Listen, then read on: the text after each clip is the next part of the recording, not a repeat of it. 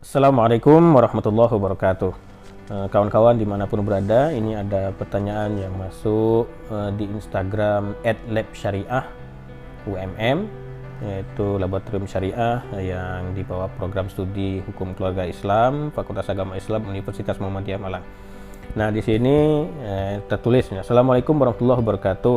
Perkenalkan saya, mungkin saya tidak sebut namanya ya, saya Tetetet gitu. Saat ini saya sedang bekerja di bengkel. Alhamdulillah, kerja saya jadi cukup dan lingkungan cukup nyaman.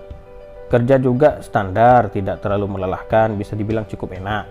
Tapi ada hal yang mengganjal di hati saya ketika sesekali ada penggantian spare part yang seharusnya diganti dengan yang baru tapi tidak dilakukan. Oh gitu. Di dalam hati saya itu sama saja menipu pelanggan ya, customer. Di satu sisi saya masih butuh pekerjaan karena di zaman sekarang ini sulit mencari pekerjaan dengan gaji yang cukup, tapi hati nurani menyadari itu salah. Apa yang harus saya lakukan ya? Terima kasih atas pertanyaannya itu. Ini memang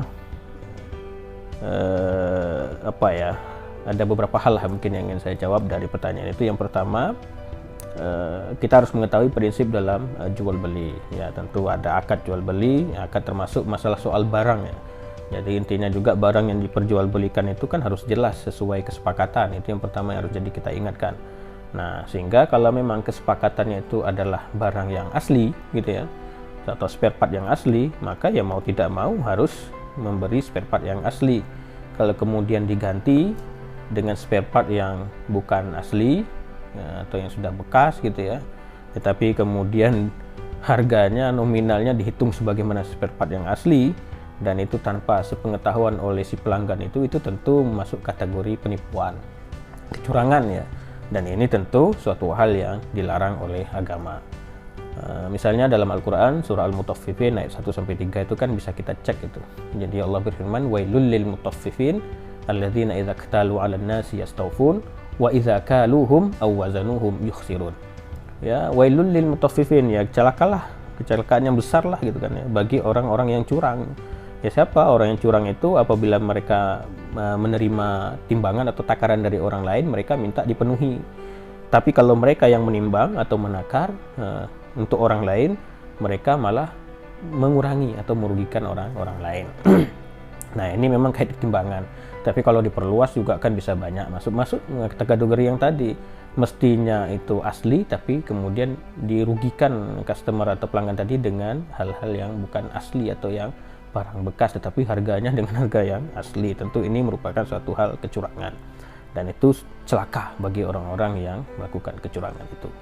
Nah, di hadis juga Rasulullah SAW itu bersabda, jadi begini, kata Abu Hurairah, anna Rasulullah SAW marra ala subrati tu'amin. Jadi suatu ketika Rasulullah itu lewat pada setumpuk makanan, fa adkhala yadahu fiha, kemudian Rasulullah memasukkan tangannya di dalam makanan itu, fanalat asabi'uhu balalan. Jadi kemudian tangannya itu terkena makanan yang basah gitu. Faqala, Rasulullah kemudian bertanya, ma hadza ya sahibat tu'ami? Apa ini wahai pemilik makanan, gitu kata Rasulullah kepada yang menjual tadi itu atau penjual makanan itu. Qala, kemudian orang itu menjawab, penjual itu menjawab, asabathu as-sama'u. Jadi apa katanya? Terkena hujan wahai Rasulullah. Ya Rasulullah, ini asabathu as-sama'u ya Rasulullah. Ya Rasulullah. Jadi ini terkena terkena hujan wahai Rasulullah, jadi basah. Qala, kemudian Rasulullah bersabda, afala ja'altahu fawqa at-tu'ami kay yarahu an-nasu. Nah, gitu kata Rasulullah. Kenapa tidak engkau taruh di atas saja supaya orang lain bisa melihatnya? Jadi orang lain bisa tertipu ya. Nah, kemudian Rasulullah melanjutkan, man ghasya falaysa minni. Siapa yang berlaku curang atau menipu gitu ya kata Rasulullah, maka dia bukan merupakan golonganku. Jadi hadis ini diriwayatkan oleh Imam Muslim. Nah, ini juga kan jelas ya bahwasanya penipuan itu merupakan hal yang dilarang, tidak dianggap oleh Rasulullah sebagai golongannya gitu. Nah, maka yang kedua saya kira penting juga yang bertanya tadi memahami bahwa di dalam ajaran agama kita juga dianjurkan atau diperintahkan untuk saling menasihati kebaikan terhadap sesama. Juga kalau melihat kemungkaran juga ada upaya untuk mencegah ataupun mengingatkan. Man ra'a minkum munkaran falyughayyirhu biyadihi. Kalau ada yang melihat perbuatan mungkar, maka hendaklah dirubah ya dengan kekuasaan, dengan tangan, kekuasaan, jabatan dan seterusnya. Kemudian fa illam yastati' fa bilisanih. Kalau tidak mampu dengan itu ya bisa saja dengan lisan, secara lisan disampaikan nasihat itu. Fa illam yastati' fa biqalbih. Kalau tidak mampu juga secara lisan itu, maka silahkan dengan hati ataupun mungkin kita sebut dengan doa. Wa dzalika adhaful iman, dan itulah selemah-lemahnya iman. Nah, ini saya kira juga menjadi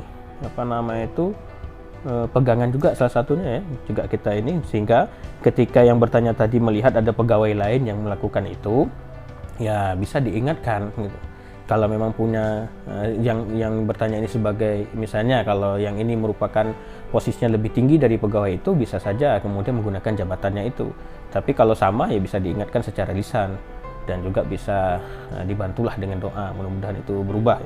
Kalau ternyata yang ketiga misalnya ternyata yang melakukan itu adalah pemiliknya, pemilik bengkel itu, tentu yang bertanya ini kan tidak punya kuasa gitu ya, melawan pemiliknya itu, karena posisi jabatannya lebih sebagai staf di situ ya. Nah ya tetap perlu juga saya kira untuk mengingatkan gitu, tentu dengan bahasa-bahasa yang mungkin bisa diterima dengan baik. Kalaupun memang situasi tidak memungkinkan, karena tipikal dari pemilik ini mungkin sudah dibaca dan ketika diingatkan justru akan tambah bermasalah, maka bisa saja dengan menggunakan yang tadi, yang terakhir itu fabiqalbih, dengan hati, itu dengan doa. Mudah-mudahan hatinya dilunakkan gitu ya, diberikan hidayah oleh Allah agar kembali ke jalan yang benar, akhirnya tidak menipu lagi. Nah kemudian seandainya tadi terkait dengan terakhir masalah kerja yang sulit, apakah gimana hatinya mengganjal ya, ya mungkin sebaiknya disarankan kalau bisa ya pindah kerja, karena tentu kalau berlimang dengan penipuan yang begitu, tentu kan berkahnya itu loh yang kita khawatirkan tidak didapatkan. Nah sehingga sebaiknya pindah kerja jika memang itu tidak ada perubahan setelah ada upaya-upaya yang lain tadi itu. Namun dalam situasi begini Mbak juga harus memikirkan kondisi dari mata pencarian itu. Jadi tidak mengapa tidak berhenti terlebih dahulu, tetapi sambil bekerja di situ tetap untuk sementara waktu, tapi terus berusaha dengan sungguh-sungguh untuk mencari pekerjaan lain yang lebih baik, yang tidak ada penipuan, dan sehingga lebih berkah, karena keberkahan ini tidak hanya kaitannya dengan pribadi tetapi juga dengan orang yang menikmati hasil mata pencarian itu, keluarga kita, anak-anak kita gitu. Nah sehingga tidak mengapa terlebih dahulu tetap sementara waktu bekerja di situ sambil berupaya mencari pekerjaan lain yang lebih baik, yang lebih berkah, sehingga nanti kalau sudah dapat baru nanti resign atau mengundurkan diri dari tempat kerja tersebut. Saya kira itu yang bisa kami jawab. Terima kasih atas pertanyaannya, mudah-mudahan jawaban kami ini bermanfaat. Demikian, Assalamualaikum warahmatullahi wabarakatuh.